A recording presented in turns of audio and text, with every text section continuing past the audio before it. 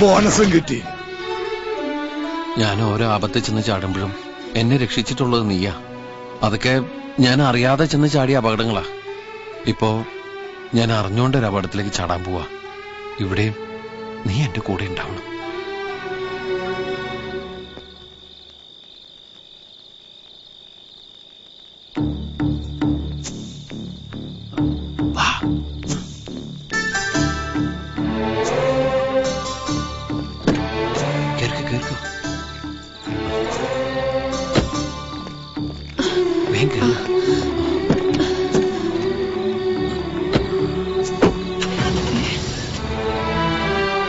പേടിക്കണ്ട, നമ്മളെല്ലാം ഒരേ വണ്ടിയിലെ യാത്രക്കാരാ.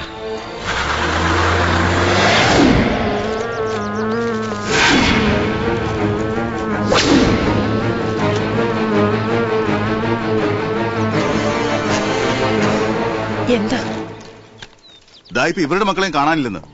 മാനുവലിനോടൊപ്പം പോവാണെന്ന് ലീനയും സുബ്രഹ്മണ്യോടൊപ്പം പോവാണെന്ന് ഭാമയും ഓരോ കത്തെഴുതി വെച്ചിരിക്കുക. ഉദ്യോഗത്തിലിരിക്കുമ്പോ ഒരുപാട് കേസ് ഞാൻ അന്വേഷിച്ചിട്ടുണ്ട്. പക്ഷെ ഇത്രയും പുലിവാല് പിടിച്ചൊരു കേസ് ആദ്യമായിട്ട് കാണുക. എന്നായാലും സത്യം ഞാൻ കണ്ടെത്തും. ഇതിന്റെയൊക്കെ കാരണക്കാരൻ ആരായാലും അവൻ എന്റെ കൈ കിടന്ന് പെടയ്ക്കും.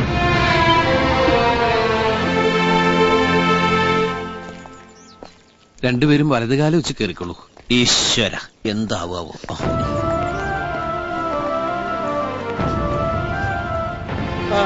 രണ്ട് മരുമക്കളെ എത്തിയുള്ളൂ. മറ്റേ മരുമക്ക് എന്താ പറ്റി? വരും. മരുമക്കളെ സ്നേഹിച്ച് അമ്മ ഒരു വഴിയാകും, നോക്കിക്കോ. നിങ്ങൾ അകത്തേക്കല്ലേ? അയ്യോ, ഇതെന്ത് പറ്റി? രണ്ടുപേരുടെ മുഖത്ത് കടന്നൽ കുത്തിയോ? നീ ഇതെന്തിനുള്ള പുറപ്പാടാ? അത് തന്നെയാണ് എനിക്കും ചോദിക്കാനുള്ളത്.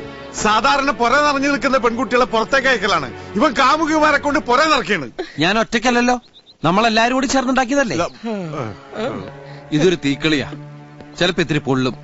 അത് സഹിക്കാൻ തയ്യാറായിരുന്നു എല്ലാവരും. എടാ, തീപ്പന്തം കൊളുത്തി അവരാണ് ഇപ്പൊ ഇങ്ങെത്തും. അയാളോട് ഞാൻ എന്ത് പറയും? വരുമ്പോ ഇരിക്കാൻ പറഞ്ഞാ മതി.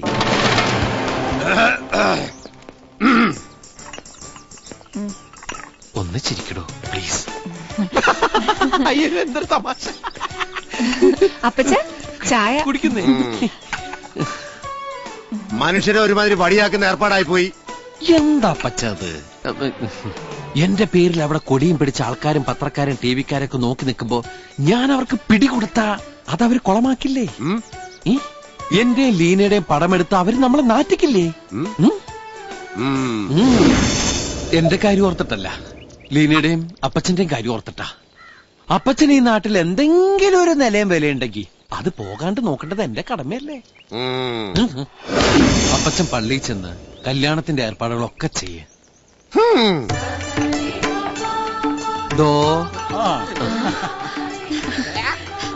എന്നാലും ഒരു വാക്ക് നിനക്ക് പറയായിരുന്നില്ലേ ഭാമേ? എല്ലാവരും പേടിപ്പിച്ചു കളഞ്ഞല്ലോ നീ. ഞാൻ പറഞ്ഞല്ലോ, ആൾക്കാരുടെ കണ്ണുവെട്ടിച്ച് അവിടുന്ന് രക്ഷപ്പെടാൻ ഇതേ ഉണ്ടായിരുന്നുള്ളൂ മാർഗം. ആരോടും ഒന്നും പറയണ്ടെന്ന് ഞാനാ ബാമയോട് പറഞ്ഞത്. സാരില്ല, ഒരു സസ്പെൻസ് ഉണ്ടാക്കിയെങ്കിലും അവസാനം എല്ലാം നന്നായിട്ട് വന്നല്ലോ, അത് പോതും. അപ്പോ കല്യാണത്തിന്റെ ഒരുക്കങ്ങളൊക്കെ ഞാൻ ചെയ്തോളാം. അതുവരെ ഇവരൊക്കെ ഇവിടെയല്ലേ താമസിക്കുന്നത്? അല്ല, ഇവരൊക്കെ നിന്റെ വീട്ടിലാ താമസിക്കാൻ പോകുന്നത്. പിന്നെയും പിടിച്ച്.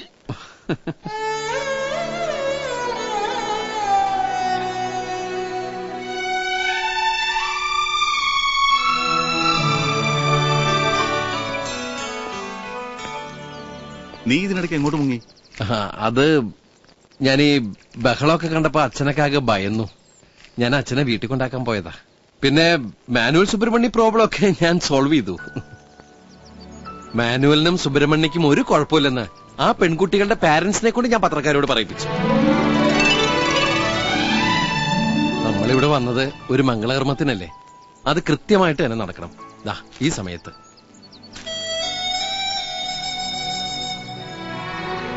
ഞാൻ മുഹൂർത്തം കുറിപ്പിച്ചു.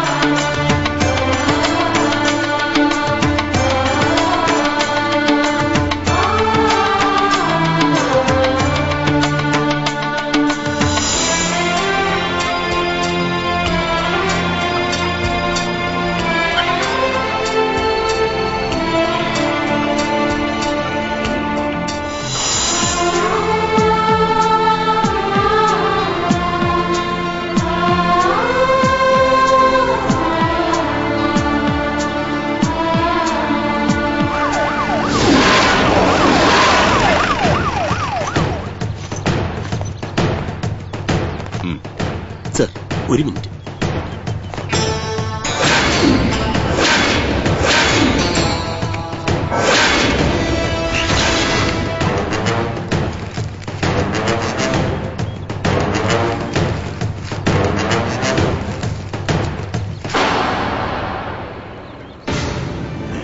അതെ സർ, സുബ്രഹ്മണ്യവും മാനുവലും മനുകൃഷ്ണൻ തന്നെയാണ്.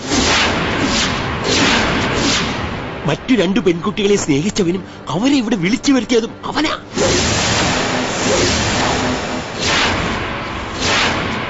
ഇന്ന് രാവിലെ 8:30 മണിക്ക് അവൻ ലീനയെ കല്യാണം കഴിക്കും. 10:30ക്ക് ഭാമയെ, 12:30ക്ക് ഇവിടെ വരും. സാറിന്റെ മോളെ കേട്ട കെട്ടിക്കാം.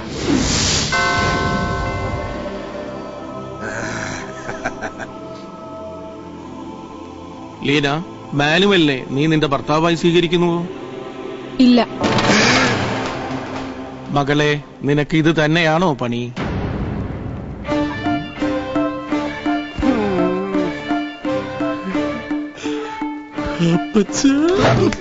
സങ്കടപ്പെടലടാ മോനെ. സങ്കടപ്പെട്ടിട്ട് കാര്യമില്ല. അവളാദ്യം എനിക്കിട്ടൊരു പണി തന്നു, ഇപ്പൊ നിനക്കും. കരയണ്ട. കരയും. എനിക്ക് അത്രക്ക് സങ്കടുണ്ട്. ഇത് ഡബിൾ പാരയായല്ലോ കർത്താവേ. ഞാൻ പോവില്ല. നിന്റെ അച്ഛൻ തരാനുള്ള 5 ലക്ഷം രൂപയില്ലേ, അത് നീ തരണ്ട. നിനക്കൊരു 5 കൂടി തന്നാലാ? എനിക്ക് ക്യാഷ് വേണ്ട. പിന്നെ ചെക്ക് വേണോ? ചെക്കല്ല, ചെക്കൻ. ലീനയുടെ കല്യാണം നടത്തണം, അതിനൊരു ചെക്കൻ വേണം. അതിനി അവള് വേറെ ആരെങ്കിലും പ്രേമിച്ചോണ്ട് പറയണ്ടടാവേ. അവളുടെ കല്യാണം ഞാൻ നടത്തിത്തരാം. അപ്പച്ചന് ഒരു എസ് മൂളിയാ മതി. ഒരെണ്ണം മതി. ആ, ഇത് നടക്കുവാടാ മോനെ? നടത്തും. എങ്കി അവരാ ആൺമക്കള് 4 5. അതെ, കുട്ടിയുടെ പേര് ഭാമ, മകൻ നക്ഷത്രം. ഇല്ലില്ല, ആ നക്ഷത്രം ശരിയാവൂല. പയ്യൻ ബ്രാഹ്മണനായിരിക്കണം. ഓക്കെ, വേഗം വേണം. മുഹൂർത്തത്തിന് ഇനി കുറച്ച് സമയം കൂടി ഉള്ളേ. ആ, പയ്യനെ വേഗം തപ്പിക്കോളൂ. വേറൊരു പയ്യൻ, കൂരുരുട്ടാതി നക്ഷത്രം. കൂരുരുട്ടാതിയല്ല, ഊരുരുട്ടാതി. ഹലോ, പയ്യൻ ബ്രാഹ്മണനാണോ? ഇത് ഇന്ന് ഇവിടെ